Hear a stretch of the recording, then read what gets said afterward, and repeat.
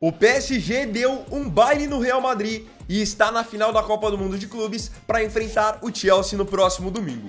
O time francês foi avassalador desde o primeiro minuto e conseguiu uma vitória por 4-0 sem dificuldade. Mas como dois times de tanta qualidade tiveram dentro de campo tanta diferença de um para o outro? Quero mostrar nesse vídeo 5 pontos que fizeram com que PSG e Real tivessem essa diferença.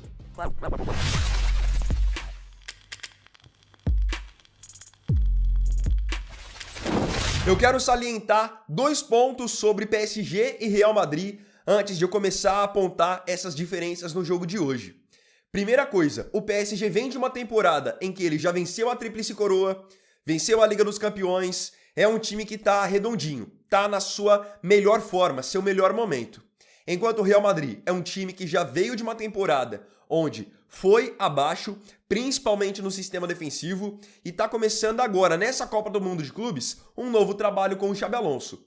Ou seja, não é uma desculpa, mas hoje esteve em campo um time que está vivendo o seu auge, é o time número 1 da Europa no momento, que é o PSG, contra um Real Madrid que está ainda totalmente em formação.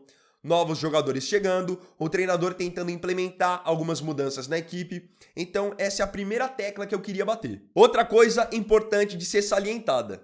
Quem vinha acompanhando os jogos do PSG e do Real Madrid na competição já imaginava que isso poderia acontecer hoje. Talvez não um 4-0, mas que o PSG seria superior e conseguiria a classificação. Foi isso até que eu tinha falado na minha análise pré-jogo. Porque o PSG, além de ser um time hoje mais pronto do que o Real Madrid, você vê que o PSG é um time muito mais sólido. Então, dificilmente você vai ver essa equipe do Luiz Henrique dar muitas chances para o adversário. O Real Madrid não. O Real Madrid é um time que, independente do Xabi Alonso, seu treinador agora, mesmo quando ainda era o Ancelotti, é um time que condiciona muito o Courtois a trabalhar. Então, a todo momento, o Courtois é exigido. E se toda hora o goleiro está trabalhando, é porque tem alguma coisa errada. Então, queria salientar esse ponto também, que gera, de certa forma, uma tragédia anunciada pela maneira como cada um joga. O Real dá muita liberdade para os seus adversários baterem a gol. Foi assim, por exemplo, contra o Al Hilal, foi assim, por exemplo, contra o Pachuca. Mas nessas outras oportunidades, ainda nessa Copa do Mundo, nós vimos o Real Madrid conseguir suportar, o Courtois operar os seus milagres e depois o Real fazer a diferença no campo de ataque. Agora sim, vamos apontar as 5 diferenças do jogo de hoje. Número 1. Falhas individuais. Não posso falar desse 4-0 do PSG sem começar falando sobre as falhas individuais. Na minha opinião, o PSG tinha qualidade para, independente das falhas do Real Madrid, vencer o jogo porque de fato é um time superior hoje.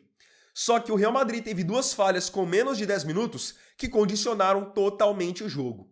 Uma falha do Asensio, que fez uma péssima Copa do Mundo de Clubes. Logo na primeira bola do jogo, ele ao invés de logo rebater essa bola, afastar ela da área, ele quer dominar a bola. Perde o tempo, o Dembélé vem, toma e na sequência o Fabian Ruiz faz o gol. E logo na sequência desse gol, o Rudiger quer recuar a bola para o Courtois, dá o passe errado, o Dembélé toma a carteira dele e faz o segundo gol. Então, você fazer um jogo contra o PSG já é difícil pela qualidade que eles têm e é óbvio que a sua vida vai ficar ainda mais difícil se você entregar os gols. Então o Real já começou o jogo praticamente perdendo por 2-0 e tendo uma montanha gigantesca para subir. Então essas falhas individuais já começaram condicionando o jogo. Enquanto o Real entrou ansioso, apavorado e errando muito, o PSG é um time quase que de erro zero. Número 2. Diferença de intensidade. Tudo bem que logo no começo o Real Madrid teve essas 2 falhas individuais que condicionaram muito o jogo, mas é nítida a diferença de intensidade de um time para o outro. Enquanto o Real Madrid, você vê que é um time que gosta de ter a bola no pé, mas não é intenso para marcar, o PSG é intenso nos 2 sentidos. Tanto com a bola no pé, o time é muito agressivo, é um time que trabalha a bola muito rápido, com muitos toques de primeira, mas quando eles precisam marcar, eles são extremamente comprometidos. E isso eu não estou falando só de Hakimi, Nuno, Marquinhos, Beraldo, nada disso. É um time onde todo mundo se ajuda. Kvaratskhelia volta para marcar, Doué volta para marcar, Dembélé volta para marcar. E acho até que esse é um dos grandes pontos positivos desse novo PSG, sem as superestrelas. É um time onde todo mundo se ajuda e é por isso que o coletivo acaba se sobressaindo tanto. Então, essa diferença de intensidade estava nítida, no comprometimento da marcação, no quanto cada um se entregava nas divididas. Podem ver que na grande maioria das jogadas, o PSG sempre matava as jogadas do Real Madrid com faltas, chegava duro, chegava junto, enquanto no caso do Real Madrid, você via por muitos momentos o PSG com a bola no pé, trabalhando ela, e os jogadores do Real Madrid só olhando ou até mesmo trotando. Posso citar aqui como exemplo o Arda Güler. É um jogador que está executando uma nova função nesse novo sistema do Xabi Alonso, tentando estar mais perto da saída de bola, até pela qualidade técnica que tem, mas não é um jogador de marcação, não é um jogador de intensidade, e hoje isso fez a diferença. Enquanto o Arda Güler estava trotando, o Vitinha estava dando tiro, o Fabian Ruiz estava dando tiro, o João Neves estava dando tiro. Isso faz a diferença dentro do jogo, podem ter certeza. Número 3, 3 a menos para marcar. Se você viu a escalação do Real Madrid hoje, você já sabe por que eu tô falando sobre 3 a menos para marcar. Eu acabei de citar que o time do PSG é extremamente comprometido na marcação. Então você vê até mesmo os atacantes voltando na defesa para poder ajudar, para dar carrinho, para fazer cobertura. No Real Madrid isso não acontece. Você vê o Mbappé por muitas vezes andando, não ajudando a marcar. Vinícius Júnior a mesma coisa, Gonzalo Garcia a mesma coisa.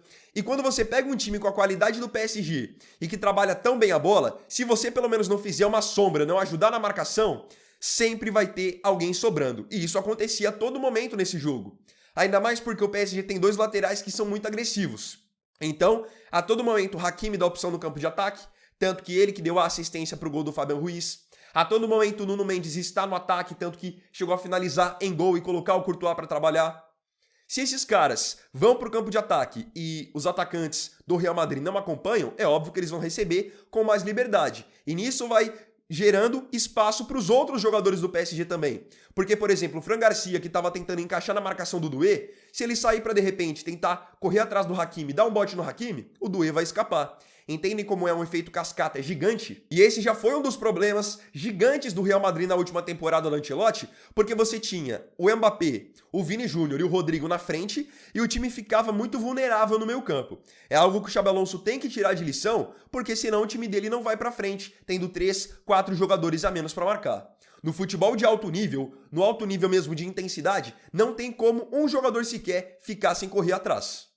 Número 4, desencaixe na marcação.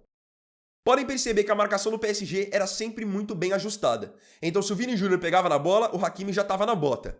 Se o Mbappé tentasse fazer alguma jogada, já tinha pelo menos um marcador e mais um na sobra. No meio campo, tudo sempre também muito bem encaixado. No Bellingham, no Arda Güler. Então enquanto o PSG tinha a marcação muito bem feita, o Real não tinha. E quando o Real tentava marcar pressão, aí que as coisas eram piores ainda. Porque o PSG tentava atrair o Real Madrid justamente para poder o Real tentar abafar, o PSG sair essa bola rápido, fazendo um 2 com qualidade e então gerar o espaço no campo do Real. Terceiro gol do PSG saiu exatamente assim. A bola estava lá no pé do Donnarumma, aí ele conecta o Hakimi, que faz um 1-2 com o meio campo, e quando você vê, ele já está no campo de ataque, com a defesa do Real Madrid completamente exposta. Num jogo desse, quando você encaixa a marcação, você nivela o jogo. Quando está desencaixado, você vai ser agredido. Número 5. Facilidade para trabalhar na pressão. Eu preciso salientar essa virtude do PSG, porque é um time que ele sabe se adaptar a vários adversários. O PSG, se precisar jogar mais fechado e explorar o contra-ataque, ele sabe fazer isso. Fizeram isso, por exemplo, muito bem na fase anterior contra o Bayern de Munique. Hoje, contra o Real, com o Real querendo jogar e deixar jogar, isso é ótimo para o PSG, porque é um time que ele tem qualidade na saída, se precisar de uma bola longa, eles têm essa opção e com a bola no pé, eles são muito eficientes. Podem perceber que enquanto os jogadores do Real Madrid, Tchouaméni, Arda Güler, davam 2, 3 toques na bola para decidir o que iam fazer, o Vitinha, o João Neves e o Fabian Ruiz só trabalhavam de primeira. Então eles vão criando linhas de passes e quando você menos espera, você com toque de primeira tá matando a marcação adversária. E como eu disse, o Real já tinha 3 a menos para marcar na frente, que eram Vini, Mbappé e o Gonzalo Garcia, o Bellingham e o Arda Güler não são marcadores também, então a todo momento você colocava os 5 defensores de certa forma, do Real em desvantagem, e o PSG vinha com esses toques de primeira, criando espaços e vindo com várias opções. Isso faz a diferença, é algo que o Barcelona fez por muito tempo, o Bayern fez por muito tempo também. Na pressão, mais do que 2 toques na bola, você vai se complicar. E o PSG, com toques de primeira, acabava com essa pressão do Real Madrid. Então o PSG merecidamente está na final. Já tinha falado para vocês desde o começo da competição que para mim o PSG era um dos grandes favoritos por tudo que vinha fazendo, pelo momento que o time vive, e isso agora se confirma com eles fazendo a final contra o Chelsea e sendo para mim amplamente favoritos. Queria ver também a sua leitura sobre o jogo aqui nos comentários.